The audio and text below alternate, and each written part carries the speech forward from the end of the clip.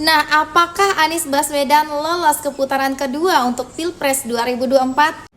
Berikan kepastian bahwa pasangan Amin adalah pasangan yang memiliki kesiapan untuk masuk di putaran kedua. Bismillahirrahmanirrahim. Assalamualaikum warahmatullahi wabarakatuh. Bertemu lagi dengan saya di channel YouTube Resti Hartika.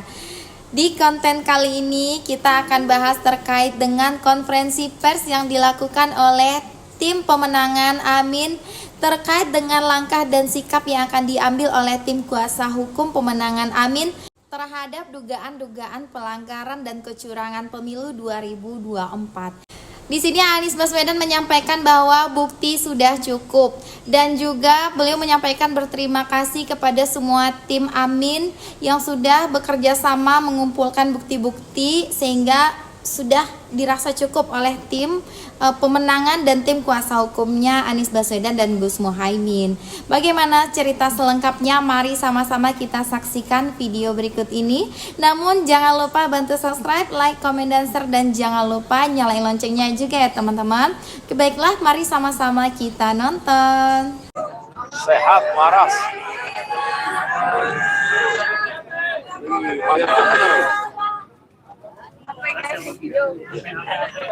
Ini ada ini ya, speakernya. Speakernya ke dalam dia. Bisa diambil speakernya. Speakernya ke dalam. Tes. Gimana? Lebih aktif ya Gus ya? Apanya? Harus aktif dong. Harus aktif dong. Boleh di belakang saya jadi dorong-dorong. Gimana? Dengar kok, tapi dengar kok Mas. Dengar ya, sampai sana dengar ya.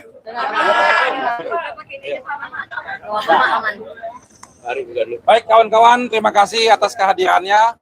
Alhamdulillah hari ini kami tim hukum nasional Amin melaporkan semua kegiatan-kegiatan tim hukum nasional Amin, baik itu yang di pusat maupun di daerah, kepada presiden kami dan wakil presiden kami. Karena kami menemukan banyak sekali fakta-fakta kecurangan yang telah kami verifikasi. Dan laporan ini sudah kami follow upin, laporan-laporan ini sudah masuk ke Bawaslu dan siap akan berlanjut sampai titik darah penghabisan. Kami akan melaporkan ini sesuai dengan prosedur hukum yang ada. Selanjutnya kami persilakan kepada Pak Anies dan Pak Muhaimin untuk menyampaikan. Oke. Terima kasih kepada tim hukum nasional, Pak Ari dan seluruh jajaran, terutama tim hukum daerah yang telah terus mengumpulkan fakta, data, potensi bagi persiapan terwujudnya pemilu yang jujur, adil. Dan insya Allah kami akan siap dengan seluruh proses yang berikutnya, di mana THN akan menyiapkan berbagai langkah-langkah hukum untuk memberikan kepastian bahwa pasangan Amin adalah pasangan yang memiliki kesiapan untuk masuk di putaran kedua. Ya, teman-teman sekalian, kami ingin garis bawahi. Kurang keras. Kurang keras ini, cukup. Satu volume lagi. Ini teman-teman, saya ingin tegaskan kepada semua bahwa pemilihan umum harus dijaga integritasnya. Pilarnya demokrasi adalah kepercayaan. Dan salah satu unsur dari kepercayaan adalah kejujuran. Agar proses demokrasi ini berjalan dengan baik dan menghasilkan pemerintahan yang berfungsi dengan baik, maka Pilpres, pemilu harus dijalankan dengan kejujuran. Kami tidak mau gegabah. Tidak ada di hari pertama, hari kedua deklarasi kecurangan ini, kecurangan, tidak. Kami tidak mau gegabah. Karena kami ingin menghormati rakyat Indonesia, dengan rakyat Indonesia mendapatkan informasi yang akurat, yang matang, yang sudah terverifikasi. Itulah sebabnya kenapa tim hukum bekerja lengkap, dan kami bersyukur tim hukum ini sampai dengan daerah itu komplit di seluruh provinsi, mengumpulkan semua data, dan kami tidak akan menyampaikan informasi yang sekedar menimbulkan kontroversi. Tapi kami ingin sampaikan kepada semua, dari temuan sementara kami menemukan problem yang terbesar bukan di TPS, tapi problem terbesar yang ditemukan adalah kegiatan-kegiatan pra-TPS. Kegiatan-kegiatan yang membuat aktivitas di TPS itu dipengaruhi dan tidak mencerminkan aspirasi rakyat yang semula ada. Ini temuan yang paling mendasar, pra-TPS. Nah, pra-TPS ini banyak aktivitasnya, nanti detail akan ada. Ini yang sangat mengkhawatirkan. Jadi, kualitas dari hasil pemilu yang sesungguhnya harus mencerminkan aspirasi rakyat, di dalam temuan kami, sebagian bukan aspirasi rakyat. Sebagian adalah aspirasi yang dipaksakan kepada rakyat. Dan proses itu tidak terjadi kebanyakan di TPS atau sesudah TPS, tapi terjadinya sebelum sampai ke TPS. Sebagai sebuah praktek ketidakjujuran, ini adalah peningkatan kualitasnya dibandingkan yang dulu-dulu. Dan ini yang bisa mengganggu demokrasi kita. Jadi saya ingin mengajak kepada seluruh rakyat Indonesia, apapun pilihan pilpres saudara-saudara sekalian, boleh memilih nomor 1, boleh memilih nomor 2, boleh memilih nomor 3, tapi harus sama-sama memilih pilpres yang jujur. Apapun pilihannya, mau pilih 1, 2, 3, harus sama-sama kita pilih yang jujur. Dan keberhasilan karena kejujuran akan menghasilkan kekuatan moral yang kuat. Tapi kalau keberhasilan yang tidak ditopang dengan kejujuran, apalagi dengan pelanggaran-pelanggaran, dia akan menghasilkan cacat moral yang berdampak besar. Saya ingin ingatkan pada semua, pelanggaran-pelanggaran seperti ini bisa terjadi di bidang-bidang yang lain. Kalau pelanggaran di bidang pemilu dibiarkan, sebentar lagi akan terjadi di tempat lain. Di kompetisi bisnis kita akan menemukan ketidakjujuran. Di dalam praktek-praktek perubahan peraturan kita akan menemukan ketidakjujuran. Jadi penularan akan terjadi bila peristiwa di sini dibiarkan. Karena itu pada siang hari ini ketika kami berkumpul bersama di sini, kita mendengarkan, nanti sesudah semuanya lengkap, pada waktunya tentu akan ada langkah berikutnya. Tapi sekali lagi saya ingin sampaikan, kami tidak gegabah, kami tidak akan menyampaikan informasi sekedar membuat kontroversi, karena kami ingin menghadirkan hasil pemilu pilpres yang berkualitas, yang penuh dengan nilai kejujuran. Itu yang bisa saya sampaikan. Pak Anies, ini kan kepercayaan langkah konkretnya, apakah sudah ada komunikasi juga dengan tim THN 03, kan juga katanya berkomunikasi cukup intens dengan 01, bagaimana Pak? Ya, sekarang semuanya lagi dikumpulkan. Jadi saya sampaikan tadi, kami tidak ingin separuh-separuh, biar tuntas semuanya. Di daerah sekarang proses pengumpulan sedang jalan terus. Pak Anies, ini kan kepercayaan publik terhadap KPU, Bawaslu, dan juga MK ini mulai berkurang. Nantinya ketika masalah ini dibawa ke MK, seberapa yakin keputusan nantinya itu akan adil, gitu Pak Anies? Kita tunggu nanti. Yang jelas bagi kami sekarang, kami ingin agar semua informasi yang terkumpul, terverifikasi, solid, dan kami minta kepada semua jajaran aparat pemerintah, jangan ada yang mengintimidasi mereka-mereka yang mau bersaksi. Ya. Karena kita sudah menemukan di lapangan, mereka yang menemukan praktek-praktek penyimpangan itu mengalami intimidasi, mengalami ketakutan, padahal ini negeri yang merdeka, jangan sampai itu terjadi. masalah ini kan salah satunya mungkin kalau misalkan pra TPS apakah terkait pelanggaran yang dilakukan tapi tidak ditindaklanjuti oleh Bawaslu, dan mungkin kalau misalkan dari Pak Pol sendiri, Gus, dari PKB akan mendorong untuk melakukan hak angket di DPR untuk memanggil ke KPU Bawaslu, seperti apa sih, Gus? karena Pak Ganjar juga mendorong untuk hak angket kecurangan dibawa ke hak angket DPR. Dan Gus, gimana? Ya, gini, ketika kita mendengar akan dilakukan, kami melihat itu ada inisiatif yang baik. Dan ketika Pak Ganjar menyampaikan keinginan untuk melakukan angket itu, fraksi PDI Perjuangan adalah fraksi yang terbesar.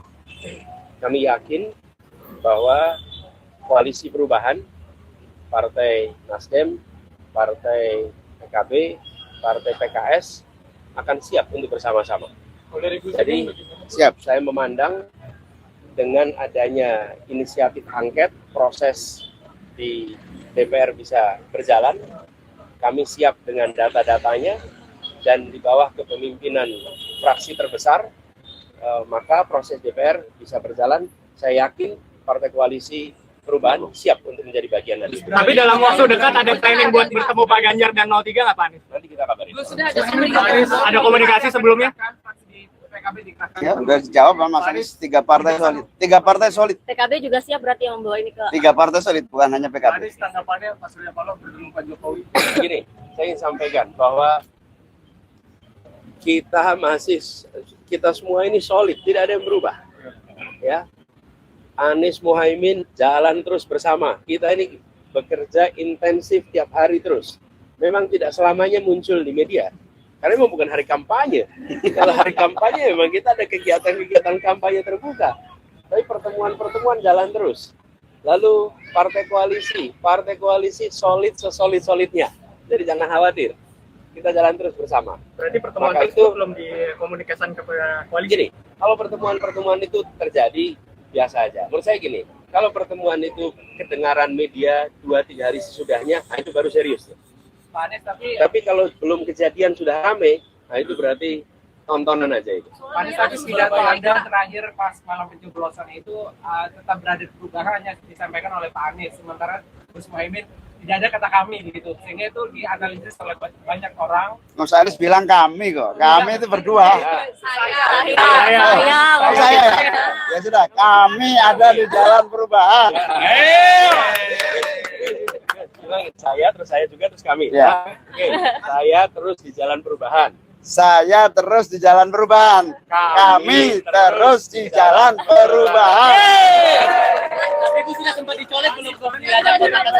Ketemu dengan Pak Surya Paloh bersama juga Gus Imin di The Plaza itu membahas apa, Pak? Apakah ada pembahasan terkait dengan koalisi ini dan langkah ke depan? Memang koalisi perubahan itu solid dan ketemu Terus menerus. terus. Jadi Pak dengan Ketua Partai PKB Gus Imin, Ketua Partai Nasdem Pak Surya Paloh, Presiden PKS Pak Saihu, kita ketemu dan membahas langkah-langkah dan kita solid. Karena itu saya bisa sampaikan ketika inisiatif hak angket itu dilakukan, maka 3 partai ini siap ikut, dan PDI Perjuangan sebagai fraksi terbesar menginisiasi ini. Saya yakin 3-3-nya akan dukung. Ini kan Jawa Timur perolehan suara pilpres kami itu kan hampir di posisi buncit, namun di PKB itu sendiri justru melesat. Itu penjelasannya bagaimana, Gus? Jangan disimpulkan. Kita sedang proses sampai tunggu nanti di hasil akhir. Gus, kalau kemarin ini sampai sengketa pemilu saja atau setelahnya juga, karena PKB rekam jejaknya tidak pernah ada di luar pemerintahan gitu. Apakah siap menjadi oposisi? Enggak. Sebelum ini ya. Ini KPU belum memutuskan siapa pemenang. Anda jangan ikut-ikut. Mau kemana? Kak Amir. Anies, tapi kemarin Nanti kita tunggu. Loh, kalau kita yang menang, ya kita ada di jalur pemerintahan. Iya.